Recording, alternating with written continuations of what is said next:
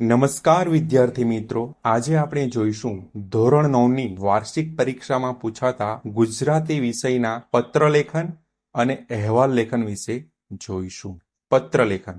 ટીવીનો વધુ ઉપયોગ કરવાથી અભ્યાસ અને સ્વાસ્થ્ય બગડે છે. તે બાબતે તમારા નાના ભાઈને પત્ર લખો. તમારા જન્મદિવસની ઉજવણીમાં હાજર રહેવા આમંત્રણ આપતો પત્ર તમારા મિત્રને લખો. તમારા નાના ભાઈએ લોકગીત સ્પર્ધામાં જિલ્લા કક્ષાએ પ્રથમ સ્થાન પ્રાપ્ત કરેલ છે તો તેને અભિનંદન આપતો પત્ર લખો. તમારી શાળામાંથી દિલ્હી પ્રવાસ જવાનો છે, તે પ્રવાસમાં જવાની તમારી ઈચ્છા છે, તે માટે મંજૂરી માંગતો અને પ્રવાસ ફી મેળવવા તમારા પિતાને પત્ર લખો. તમારો મિત્ર SSC બોર્ડ પરીક્ષામાં શાળા કક્ષાએ પ્રથમ આવવા બદલ અભિનંદન પાઠવતો એક પત્ર લખો. હવે પછી અહેવાલ લેખન જોઈશું. તમારી શાળામાં યોજાયેલ શિક્ષક દિનની ઉજવણીનો અહેવાલ આશરે 100 શબ્દોમાં લખો. તમારી શાળામાં યોજાયેલા વૃક્ષારોપણ દિનની ઉજવણીનો અહેવાલ આશરે 100 શબ્દોમાં લખો. તમારી શાળામાં ઉજવાયેલ